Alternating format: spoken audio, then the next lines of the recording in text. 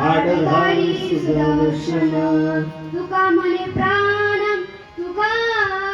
प्राण करा देवासी अर्पण मग तू ने दिसीन आडघाली सुदर्शन विठ्ठल विठ्ठल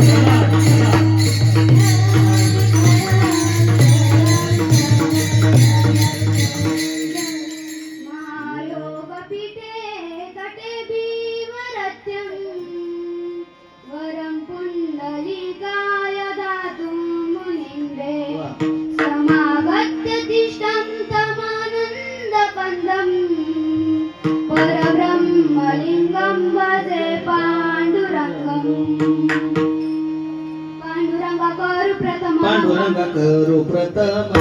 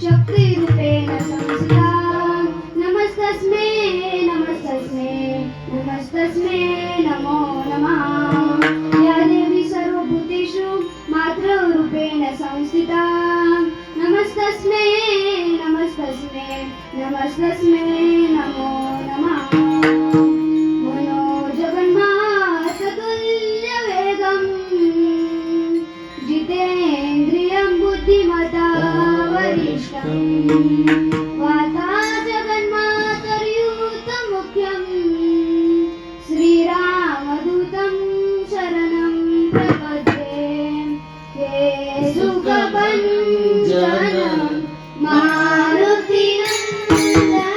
हे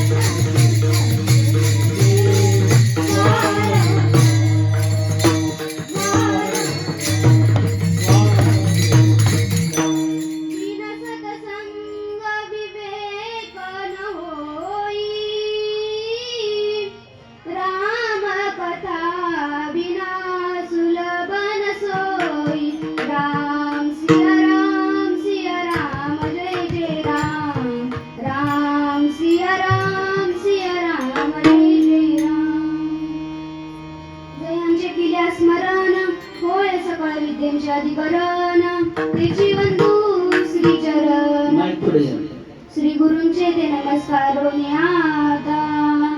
आता वंदुरंग भूमिका कीर्तन उभे होती लोका टाळ मृदुंग श्रोते देखा तळा माझे नम दंडवत ऐसे नमन करुणी सकळा हरी कथा बोलू गोबड्या बोला हे अज्ञानी म्हणून आपल्या बाळ चालवी सकवा नामा म्हणे विठ्ठल विठ्ठल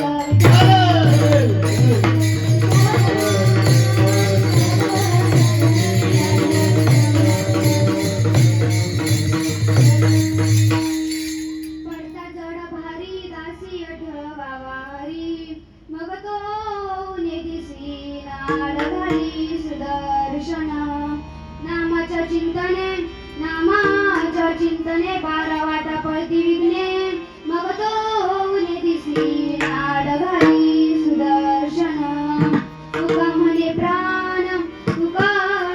प्राण करा देवासी अर्पण मग तो नेदिसी नाड घाली सुदर्शन प्रस्तुत प्राप्त प्रसंगी प्राप्त स्थळी निरूपण रूपी सेवे करीता निवडलेला अभंग अखिल कोट ब्रह्मांड नायक परमपिता परमेश्वराचे लाडके संत असणारे नवे श्रीमंत जगद्गुरु म्हणजे जगद्गुरु तुकोबाराय यांचा 4 चरणाचा अभंग आजच्या सेवेकरता निवडलेला आहे विठ्ठल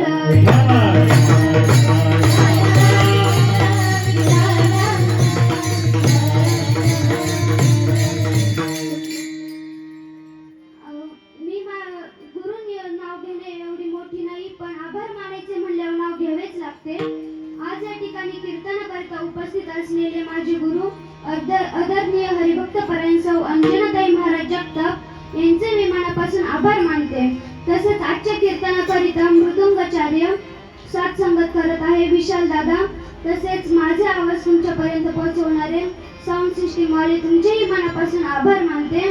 तसेच टाळकरी माळकरी वारकरी तुमचेही मनापासून आभार मानते.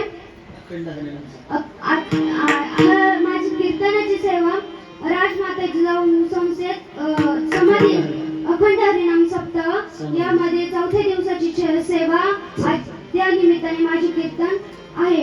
समाधी सोहळ्यानिमित्त माझे कीर्तन आहे. तसेच माझ्या कीर्तनाकरिता आई वडील व सर्व पाहुणे मंडळी गुरुमाई आई भक्ती दिदी सोमदास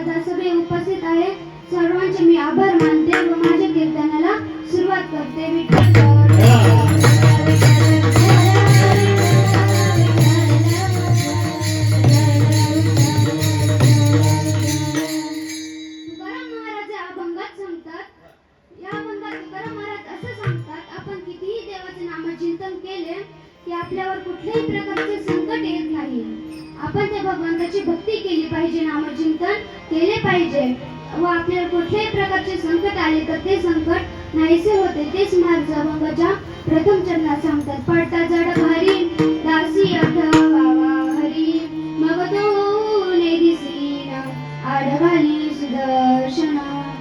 हिरण्यकशिपू फार भगवंताची भक्ती करून तो फार उन्मत्त झाला. तो भगवंताची भक्ती करायचा. भगवंताला त्यांनी प्रसन्न करून घेतले आणि भगवंताकडून 5 वरदान मागून घेतले होते. तो म्हणाला, देवा मला 5 वरदान द्या. तेव्हा त्याने भगवंताकडून 5 वरदान मागून घेतले होते. ते असे होते. तो म्हणाला, देवा मला 5 वरदान द्या. ते म्हणजे पहिले, मला सजीवाने मरण नको, निर्जीवाने नको, पशुच्या हाताने नको, मानवाच्या हाताने नको, शस्त्राने नको, अस्त्राने नको, दिवस असता नको, दिवस मावळता नको. असे 5 वरदान त्याने भगवंताकडून मागून घेतले होते आणि त्याला त्याच्या म्हणण्याप्रमाणे भगवंताने 5 वरदान दिले. त्याला वाटले, आता मी भगवंताकडून 5 वरदान मागून घेतले आहे, आता मला कशाची भीती नाही. मी किंग झालो, मी राजा झालो. त्यामुळे त्याचे सर्व गावकरी ऐकायचे. तो त्यांना सांगायचा, कुणीही देवाचे नाव घेऊ नये. त्यांनी साधू संत महात्म्यांची यज्ञे मोडली, कीर्तने मोडली, कुणालाही देवाचे नाव घेऊ देत नसे आणि सर्व नगरीमध्ये देवाचे नाव कुणी घेऊ नये असे सर्वांना ताकीद दिली आणि त्यांची म्हणजे हरिभक्तांची यज्ञे मोडली. तेच महाराज अभंगात सांगतात. राहिली यज्ञे मोडिली कीर्तने, पळाले ब्राह्मण दैत्या भेने. राहिले यज्ञे मोडिले साधन, पळाले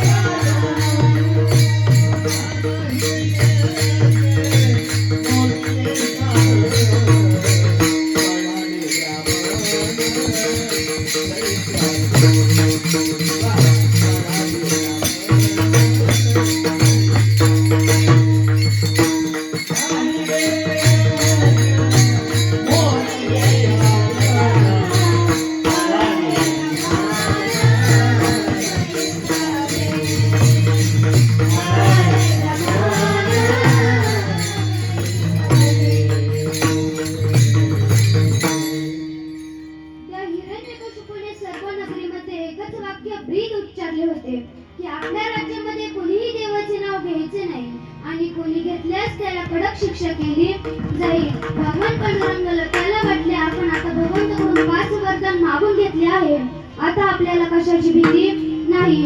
पण भगवान पांडुरंग परमात्मा त्याच्या पापाचे वारशी जेवलेले होते. त्याने आपल्याच पोटी हरिभक्त जन्माला घातला, तो म्हणजे भक्त प्रल्हाद. भक्त प्रल्हाद जन्माला आला व तो भगवंताचे नामचिंतन करू लागला. नारायण नारायण श्रीमन्नारायण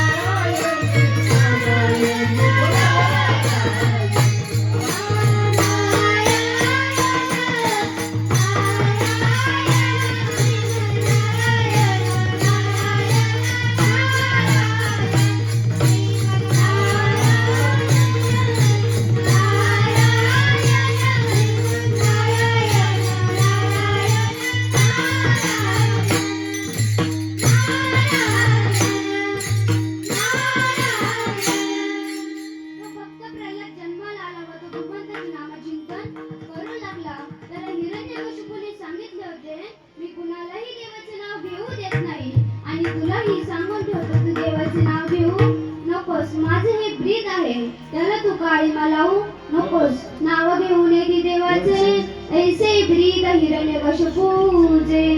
त्या हिरण्यकशिपूला प्रल्हादांनी शंड मार्कंड ऋषींकडे शाळेत शिक्षणास टाकले होते.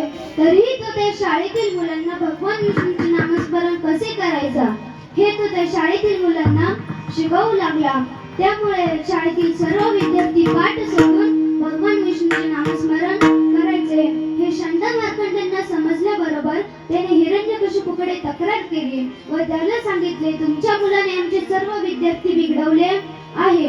पाठ सोडून भगवान विष्णूचे नामस्मरण करत राहतात. तेव्हा हिरण्यकशिपूने त्या प्रल्हादाला शाळेच्या बाहेर फरफटत आणले व त्याला सांगितले, मी कुणालाही देवाचे नाव घेऊ देत नाही आणि तुलाही सांगून ठेवतो, तू देवाचे नाव घेऊ नकोस. पण प्रल्हाद काही ऐकत नव्हता.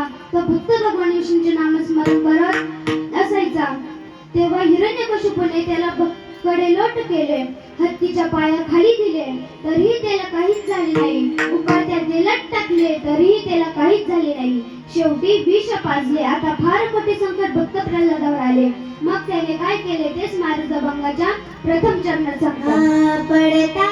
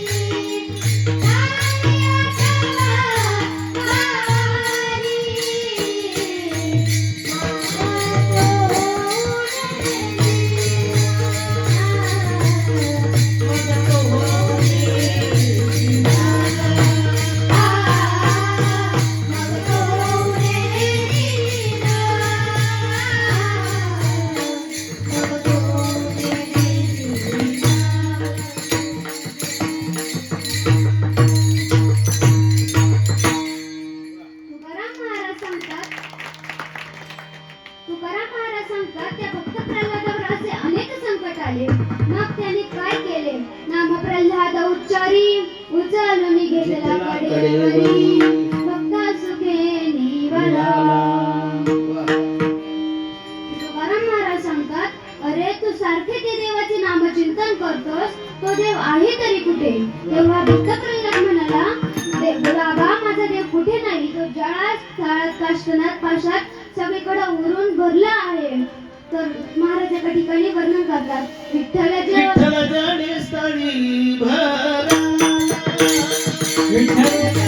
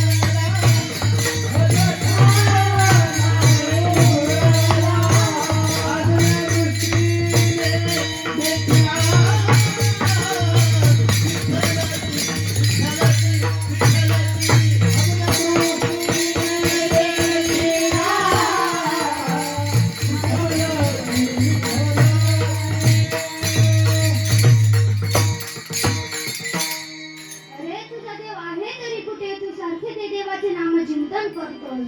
तेव्हा भक्त प्रल्हाद म्हणाला, माझा देव जास्त काष्टाने सर्वत्र भरून उरला आहे. तेव्हा हिरण्यकशिपू म्हणाला, तुझा देव या खांबात आहे का? तेव्हा भक्त प्रल्हाद म्हणाला, का नाही बाबा. असे म्हणल्याबरोबर त्या दृष्टाने त्या खांबावरती लाथ मारली.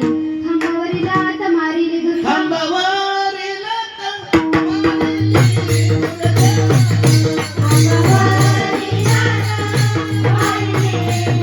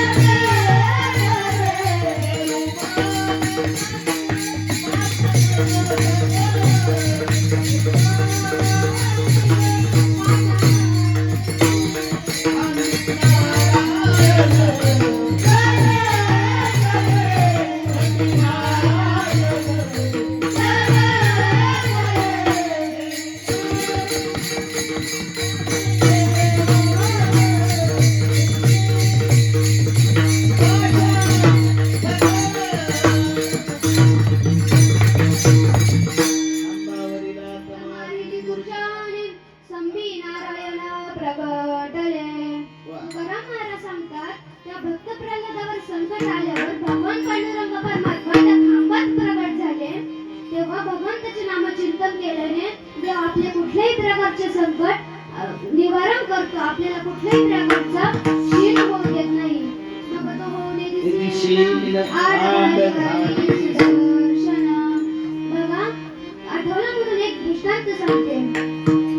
एकदा धर्मराजाने असा सुंदर स्वयंपाक द्रौपदीला करायला सांगितला आणि भीमदादांना सांगितले, तुम्ही आत्ताच्या आत्ता भगवान श्रीकृष्ण परमात्म्याला जेवायला घेऊन या.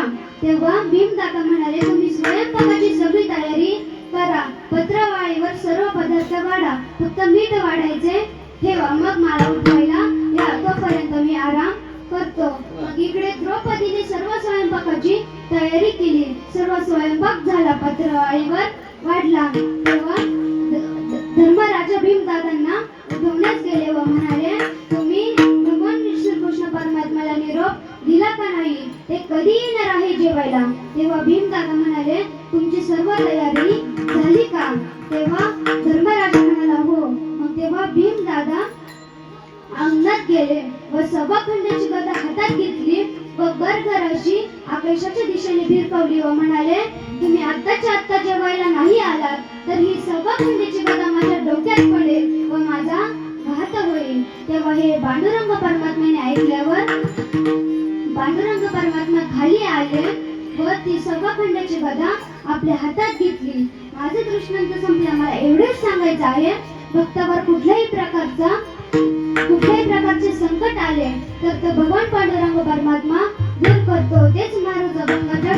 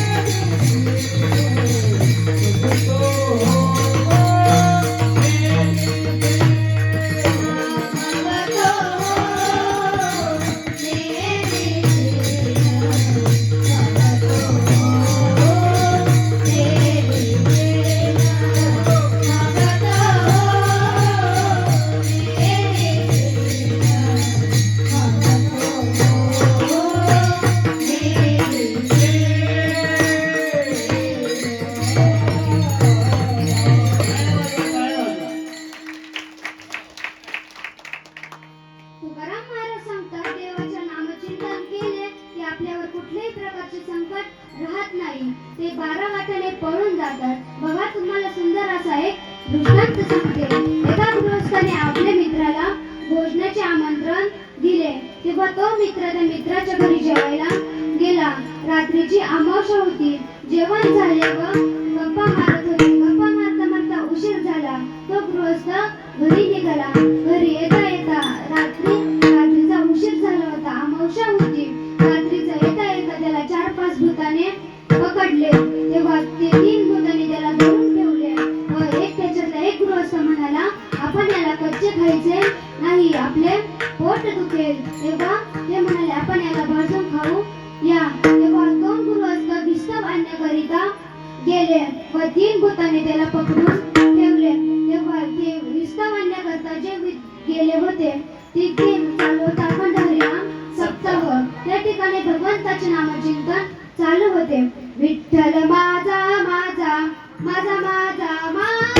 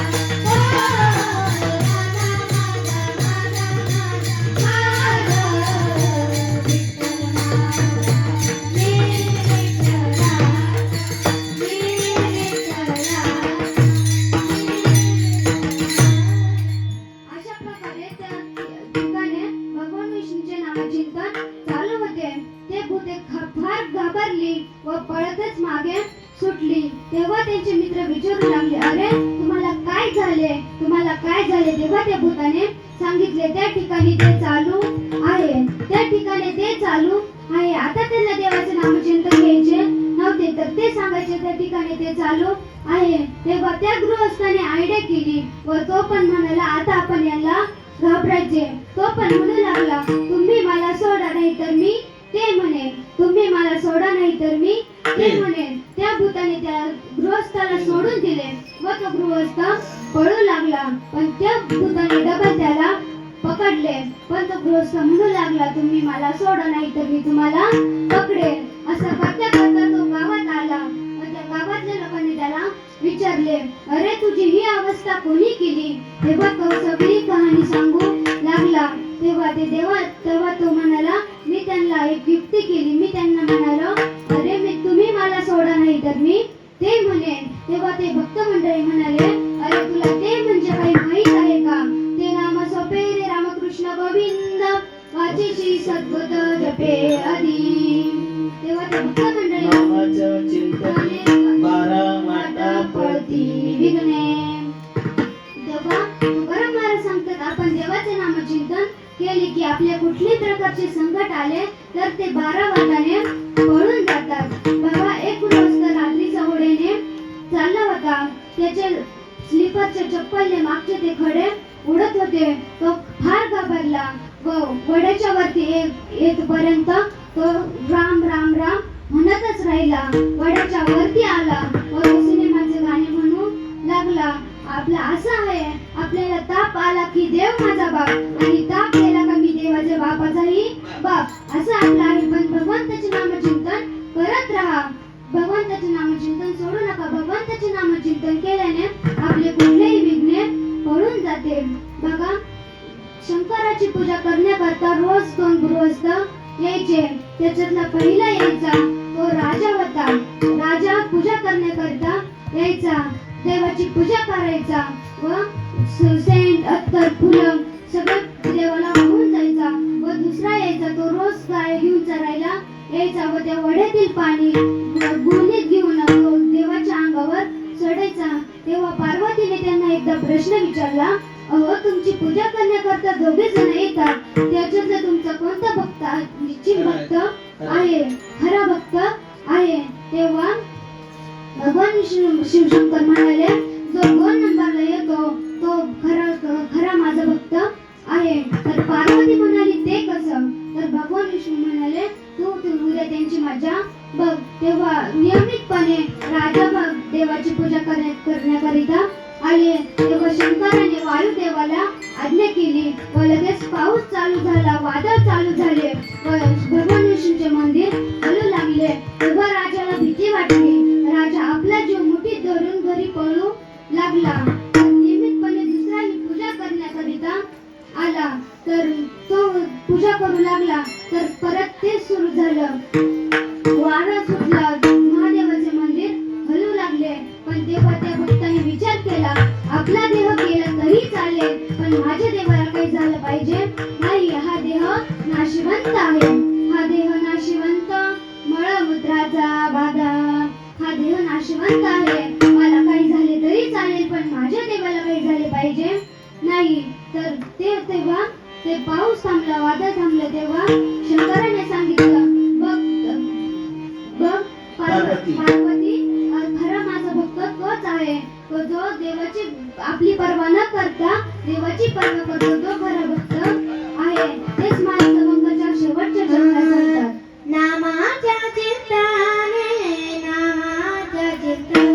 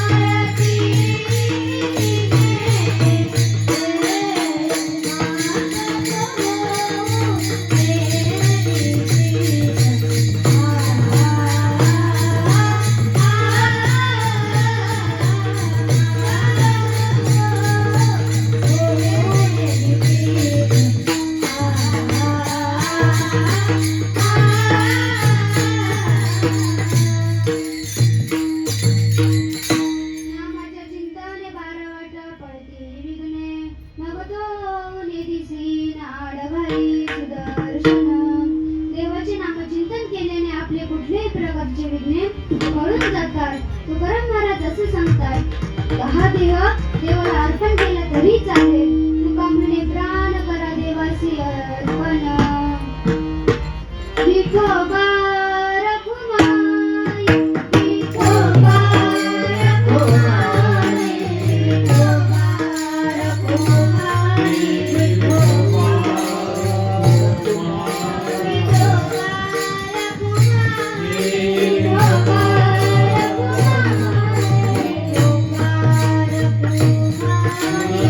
रखुमाई.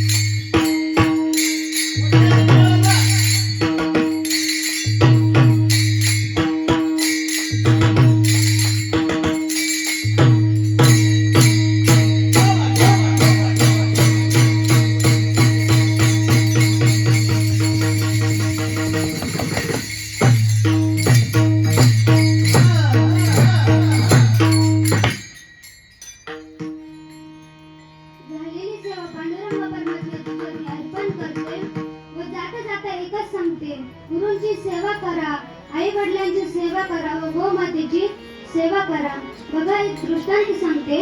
एका मुलाचे नवीन लग्न झाले होते. तेव्हा त्याच्या बायकोने सांगितले, तुम्ही मला तुमच्या आईचं काळीज काढून द्या. तेव्हा तो म्हणाला, उद्याच देतो. तेव्हा त्याने आपल्या आईला सांगितले, उद्या आपल्याला काशीला जायचे आहे. पण त्या आईला हे नव्हते सांगितले की तुझं काळीज मला काढून दे. त्याने फक्त आईला सांगितले की आपल्याला उद्या काशीला जायचे आहे. तेव्हा आईला आनंद झाला. आई सर्व गावातल्या लोकांना सांगू लागली, उद्या आम्ही काशीला जाणार, उद्या आम्ही काशीला जाणार आहे. आई सर्व आनंदाने सांगू लागली. पण त्या आईला हे नव्हतं माहिती की माझा मुलगा माझी आत्महत्या करणार आहे. व ते दोघ जण काशीला निघण्याकरता निघाले. व काशीला गेले. जाता जाता ते एका ठिकाणी थांबले. त्या आईला खूप तहान लागली होती. तेव्हा तो मुलगा म्हणाला, आई तू इथं बस, थोड्या वेळ आराम करते, पर्यंत मी पाणी घेऊन आलो. तो मुलगा पाणी आणण्याकरिता गेला. पण तो मुलगा पाणी आणायला गेला नव्हता. तो एका झाडाच्या मागे लपून बसला. व आईला झोप लागल्यानंतर तो आपल्या आईच्या डोक्यात दगड घातला व आईची आत्महत्या केली. आईचा मृत्यू केला व आईचं काळीज घेऊन पळू लागला. पळता पळता त्याला ठेच लागली व आपल्या हातातले काळीज खाली पडले व त्याच्यातून आवाज निघू लागला, बाळा तुला लागलं तर नाही ना? तेव्हा बघा, पण आईचं आपल्यावर किती प्रेम असतं. त्या काळीजातून आवाज निघू लागला, बाळा तुला लागलं तर नाही ना? इतकं आईचं आपल्यावर प्रेम असतं. पण आपण आई वडिलांना असं करतो, दुसऱ्यामुळे आपल्या आईचा आत्महत्या करतो. पण असं काही करू नका. आईला सांभाळा, आई वडिलांना सांभाळा, गुरूंना सेवा, गुरुची पूजा करा, गोमातेला सांभाळा. एवढं सांगून मी माझ्या कीर्तन सेवेला पूर्णविराम देते व आजची झालेली सेवा पांडुरंग परमाच्या चरणी अर्पण करते व माझ्या सेवेला पूर्णविराम देते. ज्ञानेश्वरा तुका म्हणे प्राण, तुका म्हणे प्राण, तुका म्हणे प्राण, तुका म्हणे प्राण,